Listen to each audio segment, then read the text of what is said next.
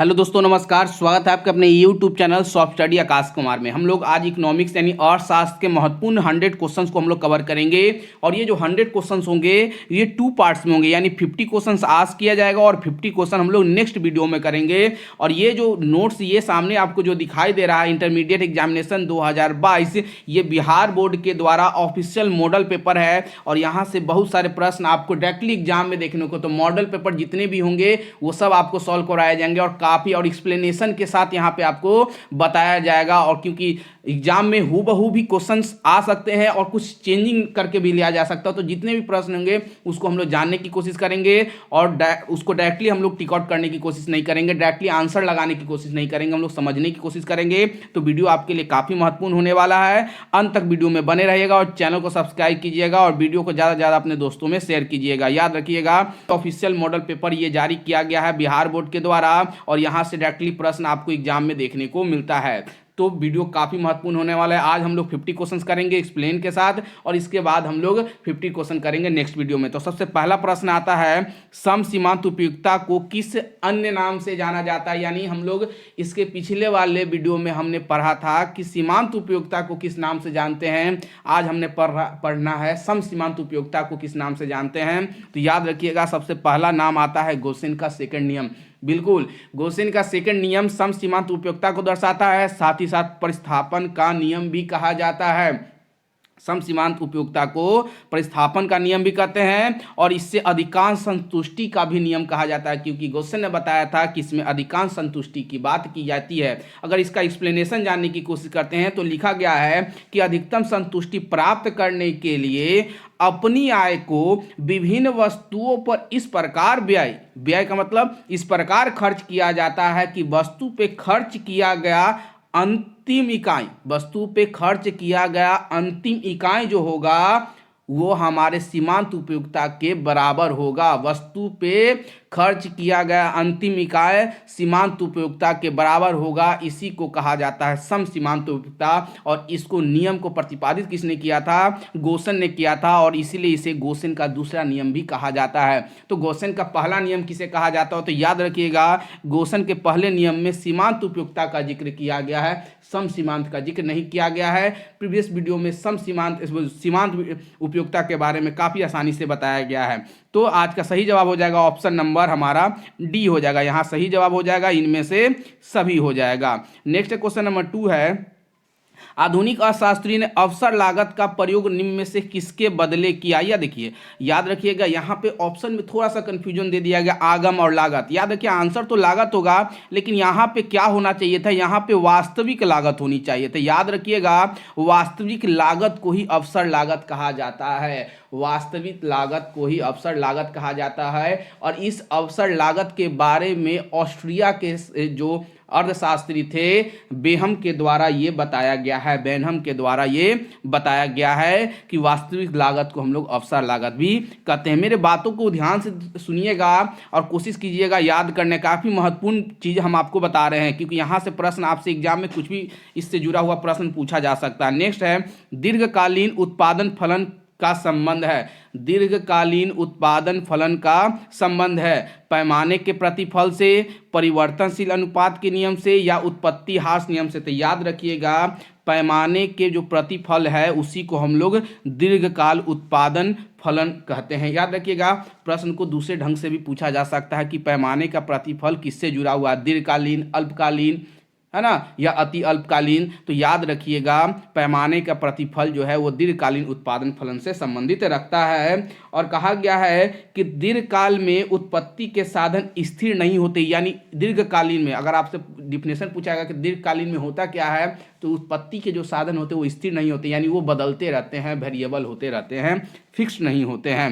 Next है, यानी option number A हमारा यहाँ पे सही हो जाएगा। आते हैं क्वेश्चन नंबर 4 पे, निम्नलिखित में से क्या सूक्ष्म अर्थशास्त्र से संबंधित है। सूक्ष्म का मतलब क्या बताए थे? माइक्रो इकोनॉमिक्स, इसी को व्यष्टि अर्थशास्त्र भी कहा जाता है। और इसमें हम लोग क्या जानते हैं? तो हम लोग इसमें उत्पादन फलन के बारे में पढ़े हैं, बिल्कुल पढ़े हैं। वितरण यानी वितरण डिस्ट्रीब्यूशन के बारे में पढ़े हैं और मूल्य निर्धारण यानी प्राइस डिटर्मिनेशन के बारे में भी हम लोग पढ़े हैं। तो याद रखिएगा, विच of the following is a concern with the micro economics. तो आंसर हो जाएगा ऑल ऑफ एबव हो जाएगा production function, distribution, price determination. याद रखिएगा ये तीनों जो है वो माइक्रो इकोनॉमिक्स के संबंधित रखता है। याद रखिएगा ऑप्शन नंबर डी यहाँ पे सही हो जाएगा। नेक्स्ट क्वेश्चन नंबर 5 है, पूर्ति वक्र की ढाल होती है कैसी है? याद रखिएगा पूर्ति वक्र की ढाल हमेशा धनात्मक होती है। याद रखिएगा क्योंकि कीमत के साथ जो रिलेशन बनता है पूर्ति मांग के साथ जो रिलेशन बनता है वो धनात्मक ही होता है। याद रखिएगा ढाल, और इसकी ढाल अगर आपसे अभी तो यहाँ पे पूरे पूर्ति वक्र की ढाल धनात्मक होती है,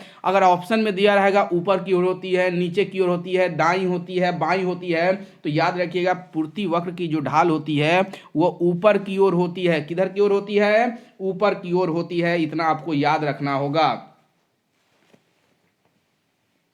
नेक्स्ट क्वेश्चन नंबर 6 है, निम्नलिखित में से किस बाजार में फर्में स्वतंत्र रूप से मूल्य निर्धारित नहीं कर सकता? याद रखिएगा काफी वीवीआई प्रश्न है और बहुत सारे कंफ्यूजन होते हैं इसमें, तो याद रखिए इसको हम लोग समझने की कोशिश करेंगे। कह रहा है कि स्वतंत्र रूप से नहीं होता, किसमें स्वतंत्रता नहीं होती है? क्या एकाधिकार में, पूर्ण प्रतियोगिता में, अपूर्ण प्रतियोगिता में या अल्पाधिकार में?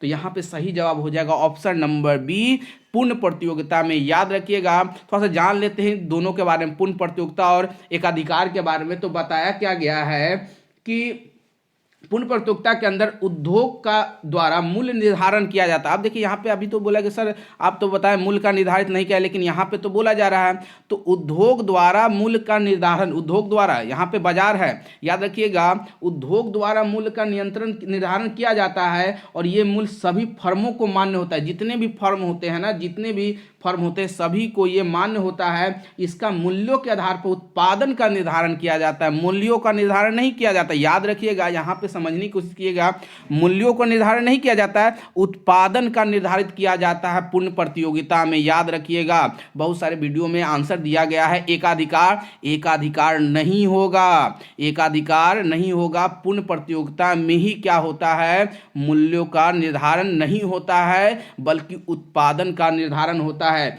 वहीं एकाधिकार में क्या होता है तो ये भी जान लेते हैं। तो उत्पादन और मूल्य दोनों का निर्धारण जो होता है एकाधिकार में होता है, परंतु दोनों एक साथ निर्धारित नहीं होगा। अगर उत्पादन का हम निर्धारित करेंगे तो मूल्य का निर्धारित नहीं कर सकते हैं, और मूल्य को अगर निर्धारित करेंगे तो उत्पादन का निर्धारित नहीं होगा। तो यहाँ पे सही जवाब हो जाएगा पूर्ण प्रतियोगिता, ऑप्शन नंबर बी हमारा यहाँ पे सही हो जाएगा। तो नेक्स्ट है क्वेश्चन नंबर 7। आई होप आपको समझ में आ रहा होगा, काफ़ी इंपॉर्टेंट प्रश्न था ये, और यहाँ से प्रश्न आपको आएंगे, जरूर आएंगे। बाजार मूल्य साम्य मूल्य से, देखिए साम्य मूल्य को हम लोग सिंपल भी बोल सकते हैं, साधारण बोल सकते हैं। तो बोला गया है कि बाजार मूल्य को होता है अधिक होगा, बराबर होगा, कम होगा, ये सभी। तो याद रखिए बाजार मूल्य जो होता है वो साम्य मूल्य से, यानी साम्य मूल्य से क्या होगा, या अधिक भी होता है, कम भी होता है और बराबर भी होता है। ये याद रखना होगा। बाजार मार्केट प्राइस जो होता है हमेशा क्या होता है, या इक्वल भी हो सकता है, अधिक भी हो सकता है, और बराबर भी हो सकता है, और कम भी हो सकता है। तो ऑप्शन नंबर डी हमारे यहाँ पे क्या हो जाएगा? ऑप्शन नंबर डी हमारा सही हो जाएगा। नेक्स्ट क्वेश्चन नंबर 8 है, किस बाजार में वस्तुएं एक सी कीमत पर बेची जाती है? एक ही कीमत पर बेची जाएगी। क्या होगा सही जवाब 8 का? तो याद रखिएगा ऑप्शन नंबर ए, पूर्ण प्रतियोगिता में। जहां पे प्रतियोगिता होगी वहां पे एक से, क्योंकि अब देखिए यहाँ पे बहुत सारे में बोला गया सर एकाधिकार में जो वस्तुएं की कीमत होती है वो एक सी होती है। नहीं, लिखा गया है कि पूर्ण प्रतियोगिता की स्थिति में कीमत एक समान और स्थिर होती है, क्योंकि सभी स्थानों पर एक समान। क्योंकि अगर मान लीजिए कि अगर अलग अलग होगा तो वो तो एकाधिकार हो गया ना, कि अगर हम चाहेंगे तो अपनी वस्तु का कीमत बढ़ा भी सकते हैं और हम चाहेंगे तो अपनी वस्तु का कीमत घटा भी सकते हैं। वो एकाधिकार प्रतियोगिता में अगर वस्तु की कीमत घटा बढ़ा, तो अगर दूसरे मार्केट के मुकाबले हम बढ़ा रहे हैं अपने मन से, इसका मतलब है कि वो एकाधिकार की बात बता रहा है। पूर्ण प्रतियोगिता में वस्तु की कीमत हमेशा लगभग हर एक जगह आपस में बराबर होती है। आप एनसीईआरटी बुक में भी लिखा गया है कि पूर्ण प्रतियोगिता की स्थिति में कीमत एक समान तथा स्थिर होती है और सभी स्थानों पर एक समान ही कीमत होगी। लेकिन एकाधिकार की स्थिति में विभिन्न मंडियों में विभिन्न मूल्य रखा जाता है। अलग अलग मार्केट में जाइएगा, एकाधिकार में बताया गया है कि अगर एक से अधिक दो जगह मार्केट है या दो बाजार है, मान लीजिए कि दो स्टेट का बाजार है तो वहाँ पे क्या होगा, कीमत का अलग अलग निर्धारण होगा, हो सकता है। तो इस तरह को हम लोग एकाधिकार प्रतियोगिता बोलते हैं। याद रखिए, एकाधिकार प्रतियोगिता में कीमत जो होता है वो विभिन्न होता है, एक सी कीमत पे नहीं बेची जाती है। तो यहाँ पे ऑप्शन नंबर ए हमारा सही हो जाएगा, ऑप्शन नंबर ए हमारा सही हो जाएगा। नेक्स्ट क्वेश्चन नंबर 9 है, निम्नांकित में से कौन अर्थव्यवस्था की केंद्रीय समस्या। हमने अर्थव्यवस्था की 3 केंद्रीय समस्या पढ़ी थी। क्या क्या पढ़ी थी? तो वस्तु को कैसे उत्पादन किया जाए, किसके लिए उत्पादन किया जाए, क्यों उत्पादन किया जाए, ये 3 पढ़े थे। ऑप्शन में क्या दिया हुआ ये, तो क्या उत्पादन क्या दिया गया, कैसे उत्पादन किया जाए। लेकिन थर्ड वो रहा है कि उत्पत्ति वस्तुओं का अर्थव्यवस्था में वितरण कैसे किया जाए। तो यहाँ पे याद रखिएगा, जो हम लोग 3 पढ़ते उसी के अंतर्गत में ये आता है कि डिस्ट्रीब्यूशन भी कैसे किया जाए, हम लोग बंटवारा यानी उसे दूसरों को कैसे देंगे, किसी को आपत्ति ना हो। तो ये ऑप्शन तीनों सही हो जाएगा, यानी ऑप्शन नंबर डी हमारा यहाँ पे क्या हो जाएगा, सही हो जाएगा, उपयुक्त में से सभी। तो अर्थव्यवस्था की 3 केंद्रीय समस्या हैं, क्या, कैसे, किसके लिए, क्या, कैसे और किसके लिए, याद रखिएगा। नेक्स्ट क्वेश्चन नंबर 10 है, किस साधन में अल्पकाल में कोई परिवर्तन नहीं होता। जाहिर सी बात है, अल्पकाल में परिवर्तन नहीं होगा। किस साधन में? स्थिर, यानी जो फिक्स हो गया उसमें कोई चेंजिंग नहीं हो सकता, स्थिर साधन में कोई बदलाव नहीं होता।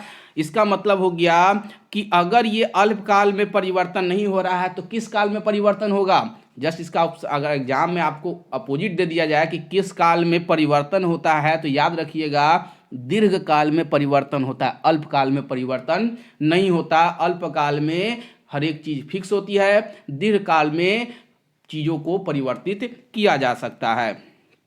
नेक्स्ट क्वेश्चन नंबर 11 है, निम्नलिखित में से कौन उत्पत्ति का साधन नहीं है। उत्पत्ति के 5 साधन हम लोग पढ़े हैं, याद रखिएगा सारे चीज आपको सब्जेक्टिव में बताया गया है। उत्पत्ति के कितने साधन, 5 साधन बताएं। यहाँ पे देखिए कौन कौन है, तो 3 यहाँ पे दिया, भूमि दिया हुआ, श्रम दिया हुआ, पूंजी दिया हुआ, 2 और क्या है, तो एक होगा था संगठन। याद रखिएगा उत्पत्ति के ये साधन है संगठन, और एक दिया हुआ उद्यमिता। याद रखिएगा उद्यमिता भी जो होता है उत्पत्ति का साधन ही है। तो टोटल कितने हैं उत्पत्ति के साधन, आपसे पूछा जा सकता है उत्पत्ति के कुल कितने साधन होते हैं, 5 साधन होते हैं। लिखिएगा पांचों का नाम, कौन कौन, भूमि, श्रम, पूंजी, संगठन, उद्यमिता। यहाँ पे ऑप्शन पूछा जा रहा है क्वेश्चन में कि कौन नहीं होगा, तो ऑप्शन नंबर हमारा यहाँ पे सी सही हो जाएगा। मुद्रा जो होता है उत्पत्ति का साधन नहीं होता। नेक्स्ट क्वेश्चन नंबर 12 है,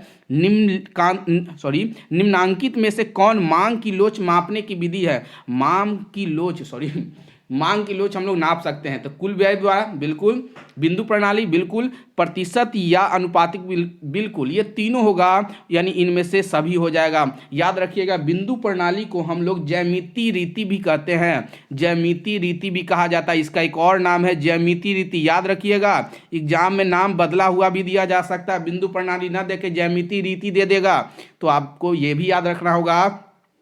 और प्रतिशत और अनुपातिक, या प्रतिशत दे सकता है या अनुपातिक दे सकता है, तो आपको सभी नामों को भी याद रखना होगा ताकि आपसे प्रश्न ना छूटे। नेक्स्ट है क्वेश्चन, काफ़ी महत्वपूर्ण प्रश्न ये दिए गए हैं और यहाँ से प्रश्न आते हैं एग्जाम में। याद रखिएगा जो बिहार बोर्ड के द्वारा जो मॉडल पेपर जारी किया गया है वहाँ से प्रश्न आपको डायरेक्टली और इनडायरेक्ट वे दोनों तरीका से, और इससे बाहर प्रश्न नहीं आते हैं, इसी में से प्रश्न आता है। बस कोई डायरेक्टली प्रश्न होता है और कोई इनडायरेक्ट वे में पूछा जाता है, थोड़ा सा घुमा करके। तो हम लोग सभी को जानने की कोशिश करेंगे। निम्न में से किसने अर्थशास्त्र की विकास जनित परिभाषा दी। हम लोग पढ़ते हैं विकास जनित परिभाषा किसके द्वारा दिया गया था, सभी को पता होगा, काफ़ी आसानी से बताया गया है। ऑप्शन नंबर सी हो जाएगा, सैमुअल्सन के द्वारा विकास जनित परिभाषा दिया गया है। किसके द्वारा ये दिया गया है, सैमुअल्सन के द्वारा ये दिया गया है, याद रखिएगा।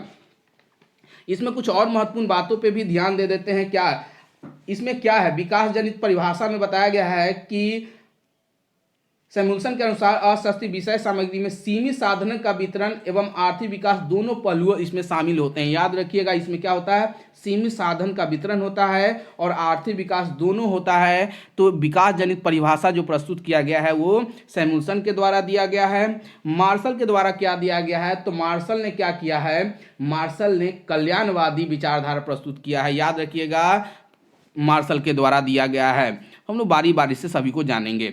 नेक्स्ट है क्वेश्चन नंबर 14 है, अर्थशास्त्र धन का विज्ञान है किसने कहा था। सभी को पता होगा, काफी इंपॉर्टेंट प्रश्न है। और economics is the service of wealth, हम लोग एक किताब जानते थे ना, wealth of nation, wealth of nation, तो वो पुस्तक किसके द्वारा लिखा गया था? Adam Smith. तो यहाँ भी होगा अर्थशास्त्र धन का विज्ञान है, किसने कहा? एडम स्मिथ ने। और इन्होंने एक पुस्तक लिखी थी वेल्थ ऑफ नेशन, कब लिखा गया था?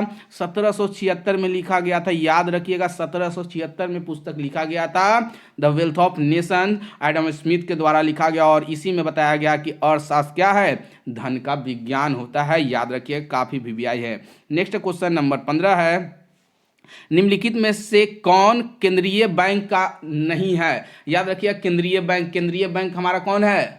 आरबीआई। भारत का एक ही केंद्रीय बैंक है जिसे हम लोग आरबीआई के नाम से जानते हैं, याद रखिएगा। रिजर्व बैंक ऑफ इंडिया यानी भारतीय रिजर्व बैंक जो है भारत का एक ही केंद्रीय बैंक है। और इसका काम नहीं है साख नियंत्रण, साख सृजन, सरकारी बैंकर, नोटों का निर्गम। तो आप ही बताइए, हम लोग इसके बारे में पढ़े हैं? बिल्कुल पढ़े हैं, बैंक वाले चैप्टर में पढ़े हैं कि नोट निर्गम कौन करता है? आरबीआई करता है। सरकारी बैंकों का बैंकर किसे कहता है? तो आरबीआई को कहा जाता है, यानी केंद्रीय बैंक को कहा जाता है। और केंद्रीय बैंक साख पे नियंत्रण भी करता है, यानी एसीडी, ये केंद्रीय बैंक के कार्य हैं। यानी ऑप्शन नंबर बी हमारा यहाँ पे हो जाएगा कि साख सृजन जो है वो केंद्रीय बैंक का कार्य नहीं है। अच्छा, ऐसा साख सृजन किसका काम है? ये व्यापारिक बैंक का या व्यवसायिक बैंक का काम है, साख का सृजन करना, साख का सृजन करना। लेकिन उस पर नियंत्रण कौन लगाएगा? उस पर नियंत्रण लगाने का काम आरबीआई करेगा, लेकिन सृजन करने का काम कौन करेगा? वो करेगा व्यापारी या व्यवसायिक बैंक बोल सकते हैं इसे हम लोग।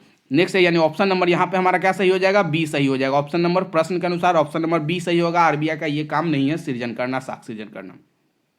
नेक्स्ट है क्वेश्चन नंबर 16, निम्नलिखित में से कौन भारत का केंद्रीय बैंक? अभी प्रश्न ऊपर बता दिए कि भारत का एक ही केंद्रीय बैंक है, वो कौन है? आरबीआई। आरबीआई जो है वो भारत का मात्र एक केंद्रीय बैंक है। और इसकी स्थापना, आर्टिकल अगर से पूछेगा कि एक्ट किस आर्टिकल के तहत, तो आर्टिकल हाँ,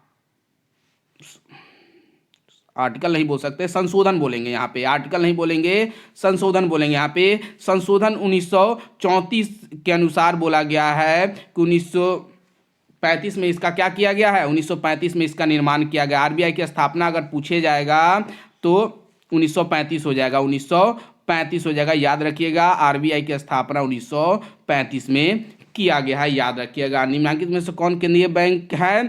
तो भारतीय रिजर्व बैंक जो है वो केंद्रीय बैंक है एकमात्र, और इसकी स्थापना 1935 में किया गया था। नेक्स्ट है क्वेश्चन नंबर 17 है, भारत में किसने 200 रुपए के नोट का निर्गम किया? अभी बताया ना कि नोटों का निर्गम करना एक ही बैंक का काम है। ऊपर बताए थे निर्गम करने का काम कौन करेगा? आरबीआई। तो यहाँ भी आंसर क्या हो गया? आरबीआई। आरबीआई यानी भारतीय रिजर्व बैंक हो जाएगा। और 2000 नोटों का निर्गम करता है। प्रश्न पूछ देगा 2000 नोटों पे किसका चित्र छपा हुआ है? ये कंपटीशन में प्रश्न पूछे गए थे कि 2000 नोटों पे किसकी तस्वीर है? सभी को पता होगा किसकी? मंगलयान। तो कमेंट बॉक्स में जवाब दीजिए, क्या मंगलयान है या नहीं है, और जो है उसका नाम जरूर बताइएगा। और 2000 के नोट का निर्गम किसके बदले हुआ था? तो 500 और 1000 के बदले हुआ था 2016 में 8 नवंबर की रात में प्रधानमंत्री मोदी के द्वारा घोषणा कर दिया गया था कि 500 और 1000 के नोट को बंद करके 2000 के नोट शुरू कर दिए जाएंगे। तो याद रखिएगा, आपसे अगर ईस्वी पूछा जाए कि 2000 नोटों का शुरुआत कब हुई, तो 2016 में। नेक्स्ट क्वेश्चन नंबर 18 है, तरलता कोषानुपात में वृद्धि से मुद्रा की मात्रा। तरलता कहने का मतलब क्या हो गया? डायरेक्ट पैसा नहीं बोल देंगे। तरलता कोषानुसार, तरलता मतलब ऐसी मुद्रा जिसको इनडायरेक्ट वे में, जैसे सोना चांदी, ये सब क्या है? इसी को हम लोग एसएलआर बोलते हैं। तरलता को एसएलआर यानी सॉलिड लिक्विड एसएलआर बोल सकते हैं इसको हम लोग। तो याद रखिए, इसमें क्या होता है कि बोला गया कि जब तरलता यानी जब सोने चांदी का जो अनुपात जब बढ़ेगा तब मुद्रा की मात्रा में क्या आ जाएगी? कब ये बढ़ता है? जब मुद्रा का क्या होता है? मुद्रा यानी मनी बोल सकते हैं, मनी का क्या होगा? मनी घट जाएगी, तभी इसका क्या होगा? ये होगा। यानी यहाँ पे आंसर हो जाएगा ऑप्शन नंबर बी, तरलता कोषानुपात में वृद्धि से मुद्रा की मात्रा घट जाती है। ऑप्शन नंबर बी सही हो जाएगा। 19 ह्रासमान पैमाने के प्रतिफल में क्या होता है? आंतरिक में बाह्य हानियां होती है, बिल्कुल होती है, बोल सकते हैं, इसको भी हम बोल सकते हैं। आंतरिक में बाह्य मितव्यय, मितव्यय यानी सुलाभ, यानी याद रखिएगा ह्रासमान पैमाने से दोनों काम होता है, लाभ भी होता है और हानि भी होती है, ये भी याद रखिएगा, लाभ और हानि दोनों होगा, यानी ऑप्शन नंबर हमारा सी यहाँ पे सही हो जाएगा। नेक्स्ट क्वेश्चन नंबर 20 है, निम्नलिखित में से कौन गोसेन का प्रथम नियम है? अभी ऊपर में बताया गया था गोसेन के दो नियम, प्रथम नियम और सेकंड नियम। प्रथम नियम को हम लोग क्या कहते हैं, यहाँ प्रश्न पूछा जा रहा है, और सेकंड नियम को ऊपर बताया गया था, सम सीमांत उपयुक्तता, सेकंड नियम को कहते हैं। तो बताइए फर्स्ट नियम को क्या कहा जाता है, क्या सही होगा? मांग का नियम, सीमांत उपयुक्तता, ह्रास नियम, सम सीमांत या क्रमागत उत्पत्ति समता नियम। तो क्या सही जवाब हो जाएगा यहाँ पे? तो ऑप्शन नंबर बी, सीमांत उपयुक्तता ह्रास नियम भी हम लोग गोसेन का प्रथम नियम ही होता है। याद रखिएगा, यहाँ पे ज़्यादा दे दिया है, और सीमांत उपयुक्तता ह्रास नियम, अगर ऑप्शन में अगर एग्जाम में आपसे सिर्फ सीमांत उपयोगिता भी बोल देगा तो आपका गोसेन का प्रथम नियम हो जाएगा। वहीं गोसेन का सेकंड नियम कौन है? सम सीमांत उपयोगिता नियम। तो यहाँ आंसर जो हो जाएगा ऑप्शन नंबर बी हो जाएगा। नेक्स्ट क्वेश्चन नंबर 21 है, उत्पादन संभावना वक्र पीपीसी का प्रयोग निम्न में से किसके विश्लेषण में होता है? पीपीसी के बारे में, जब उत्पादन संभावना वक्र के बारे में जब आप जानिएगा तो याद रखिएगा उसके बारे में बताया कि बेरोजगारी की समस्या एवं प्रौद्योगिक प्रगति हेतु जो समस्या है उसको दूर करने के लिए भी किया जाता है, उसके समाधान को भी बताया जाता है, अर्थव्यवस्था के जो समस्या है उसके समाधान को भी बताया जाता है, और अर्थव्यवस्था के विकास में भी विभिन्न पहलुओं की विश्लेषण हेतु भी किया जाता है। किसका? पीपीसी का इस्तेमाल किया जाता है। तो ऑप्शन नंबर हमारा डी सही हो जाएगा, प्रोडक्शन पॉसिबिलिटी कर्व। याद रखिएगा, उत्पादन संभावना वक्र।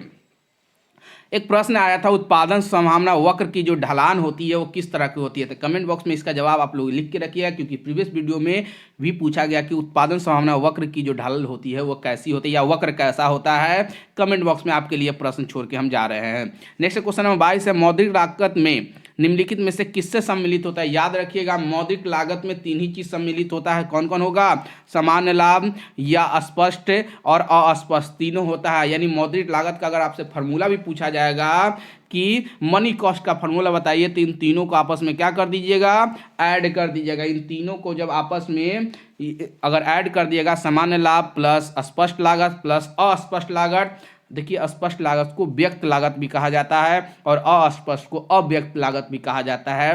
तीनों को आपस में जोड़ देंगे तो मौद्रिक लागत का फार्मूला निकल जाएगा। तो आपसे एग्जाम अगर फार्मूला पूछेगा, तीनों को आपस में जोड़ दीजिएगा, आंसर हो जाएगा। तो यहाँ पे ऑप्शन नंबर डी सही हो जाएगा। नेक्स्ट क्वेश्चन नंबर 23 है, निम्नांकित में कौन सही है? बोला जा रहा है यहाँ पे कुल लाभ का, लाभ कब होगा? आप कोई सामान बेचेंगे, लाभ कब होगा? जब उसको हम जब जितने पे खरीदे उससे ज़्यादा दाम पे बेचेंगे तभी तो लाभ होगा। तो यहाँ पे बोला गया है, तो यहाँ पे सही जवाब हो जाएगा 23 का ऑप्शन नंबर बी, कुल आगम। यानी कुल आगम कहने का मतलब है टोटल रेवेन्यू। कुल आगम का मतलब होता है कि अगर टोटल रेवेन्यू जो हमारा है उसमें से हम लागत को घटा दें, यानी जो हम पैसा कमाएं उसमें से हमने जितना लगाया, खर्च किया, उसको अगर हटा देंगे तो जो पैसा बचेगा उसी को हम लोग कुल लाभ कहते हैं। यानी ऑप्शन नंबर बी हमारा यहाँ सही हो जाएगा। कुल लाभ बराबर यानी टोटल प्रॉफिट बराबर, या प्रॉफिट बराबर होता है total revenue minus total cost. Total revenue minus total cost. काफ़ी आसान सा सवाल है और काफ़ी सारी चीज़ आपको बताए गए हैं सब्जेक्टिव में। पूर्ति वक्र के खिसकने से क्या होगा? पूर्ति वक्र के खिसकने से क्या होगा? एक ही पूर्ति रेखा बनेगी या कई पूर्ति रेखा बनेगी? याद रखिएगा, पूर्ति की रेखा एक ही होती है, यानी ऑप्शन नंबर ए हमारा सही हो जाएगा। ये सब प्रश्न आपको याद, सिंपल है, ये सब याद करने की चीज़ें, तुरंत याद होता है कि रेखा कितनी होगी तो एक ही होगी। जहाँ पे आपको हमें ज़रूरत पड़ेगा कि इस क्वेश्चन को अच्छी तरह से समझाना, वहाँ पे हम उस चीज़ को जरूर समझाएंगे, याद रखिएगा। और वीडियो को ज़्यादा से ज़्यादा दोस्तों में शेयर कीजिएगा, काफ़ी महत्वपूर्ण प्रश्न है और यहाँ प्रश्न आपको देखने को आएगा यहाँ से एग्जाम में। याद रखिएगा, एक भी प्रश्न आपका नहीं छूटना चाहिए। विक्रय लागत किस बाजार की विशेषता है? विक्रय लागत किस बाजार की विशेषता है? क्या हो जाएगा सही जवाब? तो 25 का सही जवाब हो जाएगा ऑप्शन नंबर सी, एकाधिकार प्रतियोगिता। एकाधिकार प्रतियोगिता में विक्रय लागत किस बाजार की विशेषता है? तो होता है एकाधिकार प्रतियोगिता में विक्रय लागत जो होती है उसकी विशेषता है। अब यहाँ पे एकाधिकार और पूर्ण प्रतियोगिता को सब्जेक्टिव में आसानी से बताया गया है। थोड़ा सा भी अगर डाउट लगता है, इसको नहीं समझ में आता, हमारा वीडियो देखिएगा, वहाँ पे बताया गया है। नेक्स्ट क्वेश्चन है, पैमाने का प्रतिफल लक्षण। अच्छा, ऊपर में ये ऐसा प्रश्न था, ऊपर में प्रश्न था दीर्घकालीन किस पैमाने का है, सॉरी दीर्घकालीन किसका संबंधित, किससे संबंधित रखता है, तो पैमाने के प्रतिफल से। और यहाँ पे देखिए ऊपर में बताए थे कि इस प्रश्न को दूसरे ढंग से भी पूछा जा सकता है, और आ ही गया वो प्रश्न कि पैमाने का प्रतिफल लक्षण है। तो जाहिर सी बात है क्या आंसर हो जाएगा, अल्पकालीन या दीर्घकालीन। क्या सही जवाब हो जाएगा, सभी को पता हो गया होगा कि ये होता है दीर्घकालीन। तो अल्पकालीन किसका फल होता है, याद रखिएगा अल्पकालीन जो होता है कारक का प्रतिफल होता है। अगर एग्जाम में आपसे अगर पूछ देगा कि अल्पकालीन किसका प्रतिफल होता है, तो कारक का, और दीर्घकालीन किसका प्रतिफल होता है, तो वो बोलिएगा पैमाने का। याद रखिएगा कारक का प्रतिफल अल्पकालीन और पैमाने का प्रतिफल दीर्घकालीन होता है। सारी चीज़ों को हम लोग अच्छी से समझने की कोशिश करेंगे। नेक्स्ट है पुस्तक का नाम है। आपसे बार बार बोला गया है कि पुस्तक को एक जगह जरूर लिखिएगा और उसके राइटर के नाम लिखिएगा। अगर ज़्यादा डीपली में पढ़ना है तो उस किताब को कब पब्लिश किया गया ये भी जरूर लिखिएगा, क्योंकि इस तरह के प्रश्न आपसे एग्जाम में राइटर से प्रश्न 100% गारंटी है कि आएगा। चाहे एक आए, चाहे दो आए, चाहे 5 आए, लेकिन आएंगे जरूर। पुस्तक का नाम क्या लिखा गया है, the general theory of employment interest and money. किसने लिखा, काफी आसान सा प्रश्न है, सभी को पता होगा। किन्स के द्वारा यह पुस्तक लिखा गया है, किसके द्वारा, किन्स के द्वारा लिखा गया। और ये पुस्तक कब लिखा गया है, 1936 में, याद रखिएगा। अच्छा, किन्स ने एक और पुस्तक लिखा है, पुस्तक का नाम जरूर बताएगा, और वो पुस्तक लिखा गया 1919 में। 1919 में वो पुस्तक लिखा गया। उस पुस्तक का नाम आप जरूर बताइए, क्योंकि सब्जेक्टिव में दोनों पुस्तक का जिक्र किया गया है। तो बताइएगा 1919 में किन्स ने किस पुस्तक का जिक्र किया, यानी किस पुस्तक को लिखा। और 1936 में तो आपके सामने है the general theory of employment interest and money पुस्तक को लिखा है। तो नेक्स्ट क्वेश्चन है, क्वेश्चन नंबर 28 है, निम्न में से कौन प्रवाह चर नहीं है। दो तरह का होता है चर, एक होता है स्टॉक, एक होता है प्रवाह। एक होता है क्या, स्टॉक। स्टॉक यानी स्थिर बोल सकते हैं कि जिसको हम लोग जमा करके रख सके। और प्रवाह का मतलब जो फ्लो, इसका इंग्लिश ही होता है फ्लो। देखिए यहाँ पे लिखा हुआ होगा फ्लो, है ना। अगर हिंदी नहीं समझ में आता है, कोई कोई वर्ड जो होता है ना, हिंदी थोड़ा सा ज़्यादा पेचीदा रहता है, इंग्लिश ज़्यादा आसान होता है। जैसे फ्लो, बहना बोल सकते हैं। पूछा इसमें क्या प्रवाह नहीं है, यानी क्या प्रवाह नहीं होगा, पूंजी, निवेश, आय या घिसावट, किसमें प्रवाह नहीं होगा। याद रखिएगा आय में प्रवाह होती है, निवेश में भी होती है, घिसावट में भी होती है, लेकिन पूंजी में प्रवाह नहीं होती है। पूंजी में प्रवाह नहीं, यानी पूंजी किसका एग्जाम्पल हो जाएगा, स्टॉक का एग्जाम्पल हो जाएगा। याद रखिएगा पूंजी किसका एग्जाम्पल हो जाएगा, स्टॉक का एग्जाम्पल हो जाएगा। बाकी आय, निवेश, घिसावट, ये सब किसका एग्जाम्पल है, ये सब आपके प्रवाह का, सॉरी उल्टा बता दिए, सॉरी प्रवाह चर, हाँ नहीं सही है। यहाँ पे पूंजी जो है वो स्टॉक का एग्जाम्पल है, यानी ये प्रवाह चर नहीं है, बाकी सब प्रवाह चर हैं, जितने भी हैं ये सब प्रवाह चर है। बिल्कुल सही जवाब है हमारा, ठीक है। थोड़ा सा हम भी कन्फ्यूजन हो गए थे, लेकिन सही बताए हैं। नेक्स्ट क्वेश्चन नंबर 29 है, माइक्रो शब्द किस भाषा से संबंधित है। माइक्रो है ना, मैक्रो या माइक्रो, कन्फ्यूजन तो इंग्लिश देख लीजिएगा, ठीक है। अगर कहाँ जहाँ भी कन्फ्यूजन लगे, याद रखिएगा एग्जाम में इंग्लिश को ज़्यादा वैल्यू दिया जाता है। अगर हिंदी और इंग्लिश में अगर कन्फ्यूजन लगे तो इंग्लिश वर्ड लेटर को ज़्यादा वैल्यू दिया जाता है। अगर कहीं गलती दिखे कि इंग्लिश में कुछ और नाम है, हिंदी में कुछ और नाम है, तो इंग्लिश वाले पे जाइएगा, क्योंकि इंग्लिश को ज़्यादा प्रेफरेंस दिया गया है। तो मैक्रो यहाँ पे लिखा गया, यानी एम, यानी समष्टि अर्थशास्त्र। तो किसका भाषा है, जाहिर सी बात है दोनों तो ग्रीक का ही है ना। ऑप्शन नंबर ए सही हो जाएगा, ग्रीक वर्ड। नेक्स्ट क्वेश्चन है 30 नंबर है, राष्ट्रीय आय का सिद्धांत संबंधित है। सभी को पता है राष्ट्रीय आय रोजगार का सिद्धांत नेशनल लेवल पे, बहुत बड़े पैमाने पे हमने दो पढ़ा है कि अगर छोटे पैमाने पे किसी का सिद्धांत अगर पूछा जाएगा तो वो होगा व्यष्टि, यानी माइक्रो हो जाएगा, सूक्ष्म हो जाएगा। और बड़े पैमाने पे पूछा जाएगा, स्टडी पूछा जाएगा, जैसे राष्ट्रीय स्तर पे, इंटरनेशनल लेवल पे, तो वो सारे हो जाते हैं समष्टि अर्थशास्त्र का। तो यहाँ सही जवाब हो जाएगा, काफ़ी आसान सा सवाल था, समष्टि अर्थशास्त्र, ऑप्शन नंबर बी सही हो जाएगा 30 का। नेक्स्ट क्वेश्चन नंबर 31 है, फिर यहाँ मैक्रो दिया हुआ, मैक्रो अर्थशास्त्र निम्नलिखित में से किसका, अभी बताया था ना, बड़े पैमाने पे। तो बड़े पैमाने पे यानी इकोनॉमिक लेवल पे, यानी आर्थिक विकास पे, बिल्कुल कल्याण का भी। अच्छा, इसमें भी क्या कल्याण किया जाता है याद रखिएगा, और आर्थिक तुलना भी की जाती है। तो यहाँ पे ऑप्शन नंबर क्या हो जाएगा, डी सही हो जाएगा, यानी ऑप्शन नंबर हमारा यहाँ पे डी सही हो जाएगा, याद रखिएगा। नेक्स्ट क्वेश्चन नंबर 32 है, बाजार मूल्य निर्धारण में निम्नलिखित में से कौन अहम भूमिका निभाता है। बाजार का मूल्य निर्धारित करने में दो ही चीज़ तो है, सभी को पता होगा,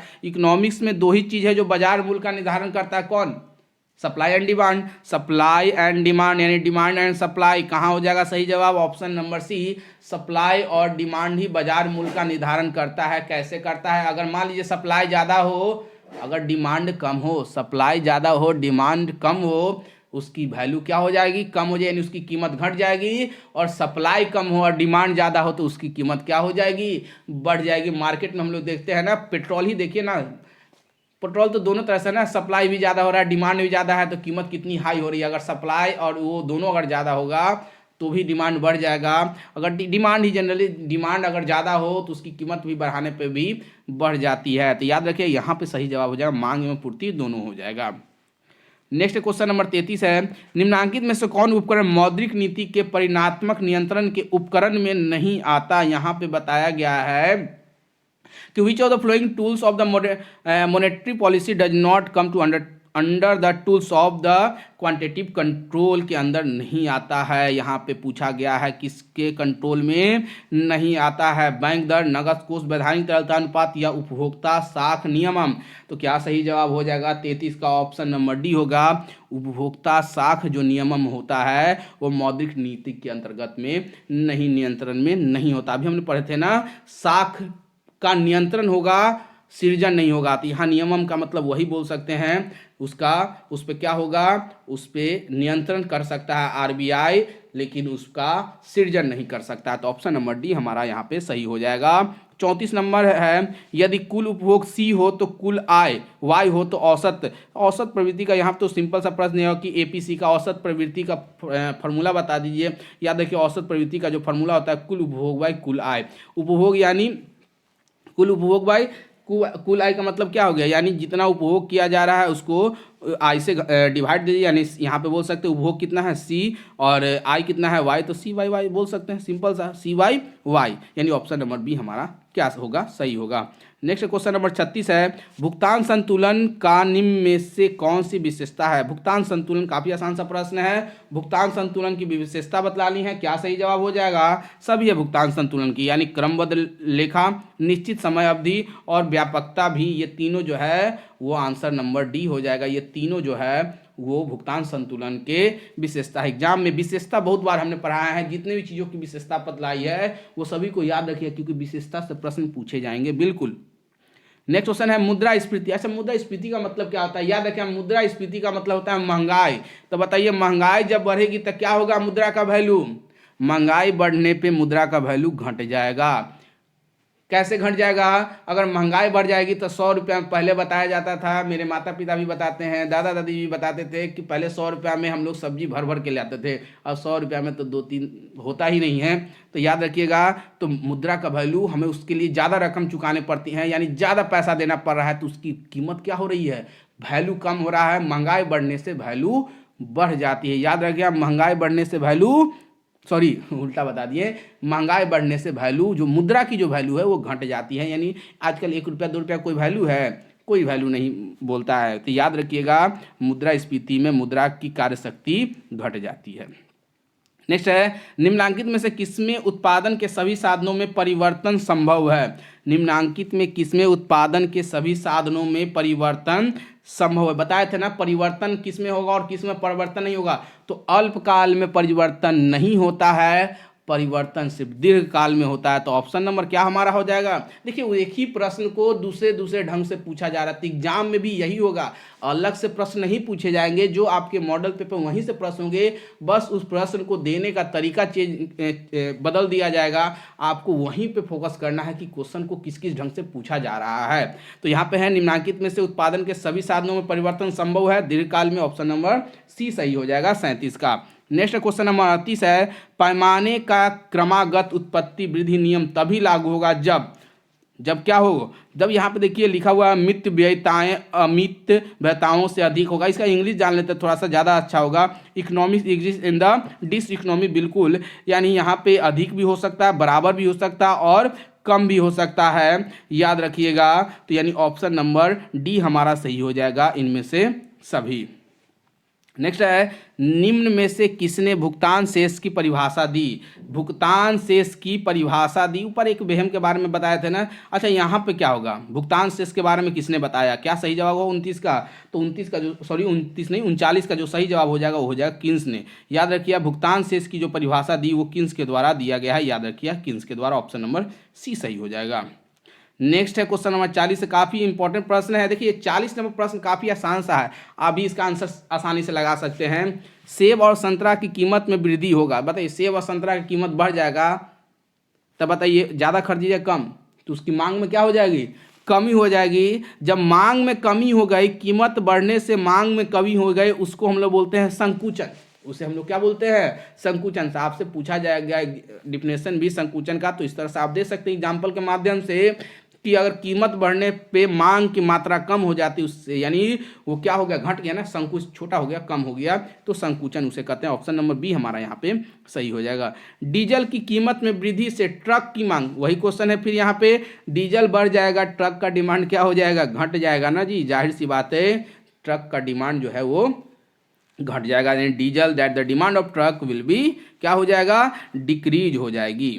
नेक्स्ट है क्वेश्चन नंबर 42 है, इनमें कौन सा कर प्रत्यक्ष आपको बताया गया है, डायरेक्ट टैक्स, इनडायरेक्ट टैक्स। तो ये सब प्रश्न तो आप आसानी से लगा सकते हैं, कौन कौन सा डायरेक्ट टैक्स है। यहाँ पे पूछा है डायरेक्ट टैक्स, तो हम लोग पढ़ते हैं कि अपनी संपत्ति पे हम लोग जो टैक्स चुकाते हैं वो डायरेक्ट टैक्स है। हम लोग को संपत्ति पे अगर हमारी जो इनकम है, जो एक साल की जो इनकम है, अगर वो 5 लाख से अधिक है, तो हमें उसके लिए भारत सरकार को टैक्स पे करना पड़ता है, और उस तरह के टैक्स पे को हम लोग बोलते हैं डायरेक्ट टैक्स कहते हैं, ये याद रखिएगा, डायरेक्ट टैक्स। नेक्स्ट है, निम्नांकित में से कौन सा कर प्रगतिशील कर है? प्रगतिशील कर है, यानी प्रोग्रेसिव टैक्स है। आयकर, रेल भाड़ा, बिक्री या जीएसटी, यानी मतलब बदलते रह सकता है। यहाँ पे फिक्स टैक्स नहीं है, तो कौन सा टैक्स होगा जो फिक्स टैक्स नहीं होगा, यानी प्रगतिशील होगा? क्या होगा सही जवाब 43 का? तो ऑप्शन नंबर ए आयकर। अगर हमारी आय बढ़ेगी तो हमारा टैक्स भी क्या हो जाएगा, बढ़ते चला जाएगा ना। 5 लाख था तो 5 लाख पे कुछ और टैक्स होगा, अगर यही 15 लाख होगा तो कुछ और टैक्स होगा, 50 लाख होगा तो कुछ और टैक्स होगा। तो आयकर पे यानी इनकम टैक्स जो होता है वो बदलते रहता है। नेक्स्ट है 44 नंबर है, निम्नलिखित में से कौन सा कर राज्यों द्वारा लगाया जाता है? राज्य के द्वारा लगाया गया कर कौन सा होता है, केंद्र के द्वारा लगाया कर कौन सा होता है, ये सभी चीज आपको समझाया गया। क्या हो जाएगा, मनोरंजन, भू राजस्व, स्टाम्प है, उपयुक्त में से सभी, तो सही जवाब हो जाएगा सभी। ये सब जो है वो राज्य सरकार लगाती है, मनोरंजन, भू राजस्व और स्टाम्प सब राज्य सरकार द्वारा लगाया जाता है। नेक्स्ट क्वेश्चन है, अगर सीमांत उपभोग प्रवृत्ति एमपीसी का मान 1/4 है तो निवेश गुणांक होगा। अब यहाँ पे निवेश गुणांक का फॉर्मूला सभी को याद रहेगा तभी होगा। निवेश गुणांक को हम लोग के से डिनोट करते हैं, याद रखिएगा। और के बराबर होता क्या है, के बराबर होता है 1/1 माइनस MPC, 1 माइनस MPC। तब इसको हम लोग जानते हैं, इस पर रख करके देखते हैं। तो के यानी गुणांक, के मतलब गुणांक हो गया 1, और 1 माइनस MPC कितना 1/4। अगर आपको सॉल्व करना आता है तो इसको सॉल्व कर लीजिए, देखिए क्या हो जाएगा। ऐसे हम भी सॉल्व करके आपको बता ही देते हैं। अगर ऊपर छोड़ देते हैं इसको एलसीएम लिया जाएगा, तो एलसीएम कितना हो जाएगा 4, यहाँ पे हो जाएगा 4 माइनस 1, ये 4 वाला नंबर ऊपर चल जाएगा, नहीं ऊपर में 4 और नीचे में 3 बचेगा, यानी ऑप्शन नंबर सी हमारा यहाँ पे सही होगा। आप घर पे बैठ के इसको अपने से भी सॉल्व कर लीजिएगा आसानी से। 12th के बच्चे हैं, मैथ तो जरूर जानते होंगे, इतना तो सिंपल सा मैथ है। हमने फार्मूला बता दिया, आप फार्मूला पे इसे रखिए और इसको सॉल्व कीजिए। नेक्स्ट क्वेश्चन नंबर 46 है, निम्नांकित में से कौन सा गैर कर राजस्व है? गैर कर राजस्व कौन है? 46 का क्या सही जवाब हो जाएगा यहाँ पे? ऑप्शन नंबर ए हो जाएगा गैर कर। लाभांश जो होता है गैर कर राजस्व है, लाभांश जो है वो गैर कर लाभ है। नेक्स्ट क्वेश्चन नंबर 47 है, अवसर लागत क्या है? याद रखिएगा, अवसर लागत में हम लोग पढ़े ना कि परित्याग किया जाता है। जब आपको अवसर मिलेगी, अब मान लीजिए कि आपको 2 जॉब एक ही साथ मिला, तो एक का क्या करना है, जो बढ़िया वाला उसे चूज कीजिएगा, दूसरे वाले को क्या कीजिएगा, छोड़ दीजिएगा। तो अवसर लागत क्या है? परित्याग भी है, खोया हुआ अवसर भी है, हस्तांतरण आय भी, यानी ऑप्शन नंबर डी हमारा सही होगा इनमें से सभी। नेक्स्ट है क्वेश्चन नंबर 48 है, यदि P बराबर वस्तु की कीमत और D बराबर वस्तु की मांग है तो मांग की लोच क्या होती है? याद रखिएगा, मांग की लोच हमेशा क्या होती है, क्या होगा, तो मांग बट्टा कीमत होता है, याद रखिएगा। तो ऑप्शन नंबर यहाँ पे हमारा क्या सही होगा, डी सही होगा। सारे चीज आपको बताया गया, ऑप्शन नंबर डी हो गया, यानी delta sorry percentage, delta percentage D बटा डेल्टा परसेंटेज आपका क्या हो जाएगा, पी हो जाएगा। याद रखिएगा ऑप्शन नंबर डी हमारा सही हो जाएगा। 49 नंबर है, उदासीनता वक्र विश्लेषण निम्नांकित में से किन प्रभावों को विश्लेषित करता है। ऑप्शन है केवल कीमत प्रभाव, केवल परिस्थापन प्रभाव, केवल आय प्रभाव या इनमें से सभी। तो 39 का जो सही जवाब हो जाएगा ऑप्शन नंबर सी, केवल प्रतिस्थापन प्रभाव जो होता है वो उदासीनता वक्र विश्लेषण को प्रभाव करता है। यहाँ पे सही हो जाएगा ऑप्शन नंबर सी सही हो जाएगा। आते हैं क्वेश्चन नंबर लास्ट है आज का, और नेक्स्ट जो 50 क्वेश्चन होंगे वो हम लोग नेक्स्ट वीडियो में सॉल्व करने की कोशिश करेंगे। तो लास्ट प्रश्न है आज का, अति अल्पकाल में पूर्ति वक्र होता है, क्या होगा, पूर्ण लोचदार, लोचदार या पूर्णतः बेलोचदार। तो याद रखिएगा अति अल्पकाल में बेलोचदार होता है। अति अल्पकाल में बेलोचदार, अल्पकाल में लोचदार होगा, यानी कम लोचदार बोल सकते हैं। अल्पकाल में कम लोचदार, और जो होगा दीर्घकाल में वो अधिक लोचदार होगा, यानी पूर्णतः परफेक्टली लोचदार होता है। याद रखिएगा लोचदार ज़्यादा किस में होगा, तो दीर्घकाल में, कम लोचदार किस में होगा, तो वो अल्पकाल में, और अति अल्पकाल में बेलोचदार होती है। तो ये सभी चीज़ों को जाना। अच्छा, यहाँ पे आंसर जो हो जाएगा ऑप्शन नंबर बी आपका सही हो जाएगा। ऑप्शन नंबर बी यहाँ पे सही हो जाएगा, पूर्ण बेलोचदार। तो याद रखिए ये मोस्ट 50 इंपॉर्टेंट क्वेश्चन थे। 50 वीडियो में हम लोग नेक्स्ट वीडियो में मिलेंगे, इससे आगे 50 क्वेश्चंस को करेंगे। धन्यवाद, और ज़्यादा से ज़्यादा वीडियो को शेयर कीजिएगा।